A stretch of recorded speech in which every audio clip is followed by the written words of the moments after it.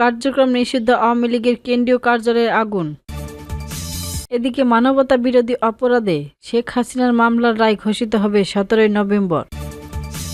জাতীয় নির্বাচন ও গণভোট একই দিনে হবে বলে জানিয়েছেন প্রধান উপদেষ্টা ডক্টর মোহাম্মদ ইউনূস। অন্যদিকে আজ জুলাই সনদে স্বাক্ষর করেছেন রাষ্ট্রপতি। এতক্ষণ শুনছিলেন শিরোনাম, এবার জানিয়ে দেব বিস্তারিত। রাজধানীর গুলিস্তানের শহীদ আবরার ফাহাদ অ্যাভিনিউতে কার্যক্রম নিষিদ্ধ আওয়ামী লীগের কেন্দ্রীয় কার্যালয়ে আগুন দেওয়ার ঘটনা ঘটেছে। বৃহস্পতিবার দুপুর 1টার দিকে এ ঘটনা ঘটে। এ ঘটনার আগে কার্যক্রম নিষিদ্ধ আওয়ামী লীগের লকডাউন কর্মসূচি ঠেকাতে সংগঠিত কেন্দ্রীয় কার্যালয়ের সামনে অবস্থান নেন 10 থেকে 15 জনের একটি দল। এই অবস্থা চলাকালে হঠাৎ আওয়ামী লীগের কেন্দ্রীয় কার্যালয়ে আগুন দেখা যায়। আগুনের তীব্রতা কমলে বিক্ষুব্ধরা আবারও আগুন লাগিয়ে দেন। গত বছরের 5 আগস্ট সাবেক প্রধানমন্ত্রী শেখ হাসিনার পতনের পর বিক্ষুব্ধ জনতা আওয়ামী লীগের একই কার্যালয়ে ভাঙচুর ও অগ্নিসংযোগ করেছিল। পরে ভবনটি দীর্ঘদিন পরিত্যক্ত থাকে। উল্লেখ করে জুলাই গণ অভ্যুত্থানের সময় সংগঠিত মানবতা বিরোধী অপরাধের মামলায় শেখ হাসিনা সহ 3 জনের বিরুদ্ধে দেওয়া রায়ের তারিখ ঘোষণাকে কেন্দ্র করে রাজধানী সহ সারা দেশে নিরাপত্তা জোরদার করা হয়েছে। এ সময় কার্যক্রম নিষিদ্ধ আওয়ামী লীগকে প্রতিহত করতে রাজপথে অবস্থান নেন বিভিন্ন রাজনৈতিক দলের নেতাকর্মীরা।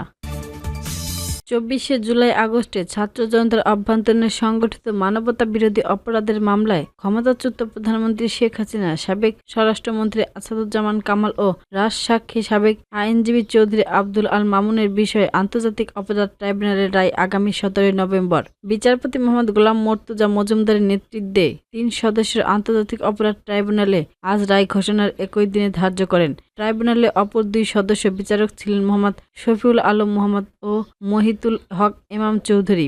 বহুল আলোচিত একই মামলার 5টি অভিযোগে এনে শেখ হাসিনা ও আসাদুজ্জামান খান কামালের সর্বোচ্চ শাস্তি মৃত্যুদণ্ড চেয়েছেন প্রসিকিউশন। অন্যদিকে আসামিদের নির্দোষ দাবি করে খালাস চেয়েছেন তাদের পক্ষে রাষ্ট্রনিযুক্ত আইনজীবী। এছাড়া রাজসাক্ষী সাবেক আইজিপি চৌধুরী আব্দুল আল মামুনের খালাস চেয়েছে তার আইনজীবী। এ মামলায় প্রসিকিউশনের পক্ষে chief prosecutor Mohammad Tajul Islam, prosecutor Mizanur ইসলাম ও গাজী এইচ তামিম শুনানি করেন। এছাড়া শুনানিতে প্রসিকিউটর বি.এম. সুলতান মাহমুদ, শাইখ মাহদি, আব্দুস সাত্তার পালোয়ান সহ অন্যান্য প্রসিকিউটর উপস্থিত ছিলেন। অন্যদিকে পলাতক শেখ হাসিনা ও আসাদুজ্জামান খান কামালের পক্ষে শুনানি করে রাষ্ট্রনিযুক্ত আইনজীবী মোহাম্মদ আমির হোসেন আর রাজসাক্ষী চৌধুরী আব্দুল আল মামুনের পক্ষে শুনানি করেন আইনজীবী জায়েদ বিন আমজাদ। ইতিহাসে এই মামলায় সাক্ষ্য দিয়েছেন গণ অভ্যুত্থানের প্রথম শহীদ আবু সাইদের পিতাসহ স্বজনেরা, পরিবারের অনেকে। এছাড়া স্টার ইউটনেস হিসেবে সাক্ষ্য দেন জাতীয় নাগরিক পার্টির আহ্বায়ক ও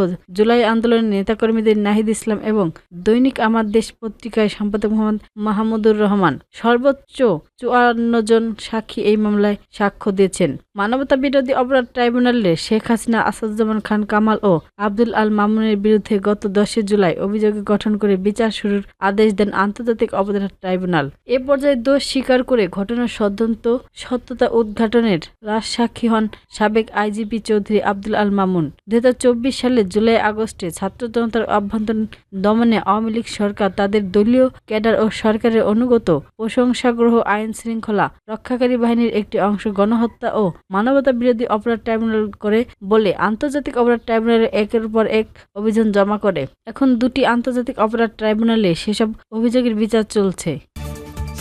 এদিকে জাতীয় নির্বাচনের দিনই গণভোট অনুষ্ঠিত হবে বলে জানিয়েছেন প্রধান উপদেষ্টা অধ্যাপক মোহাম্মদ ইউনূস। আজ বৃহস্পতিবার 13 নভেম্বর দুপুরে জাতির উদ্দেশ্যে দেওয়া ঘোষণায় তিনি এসব কথা জানান।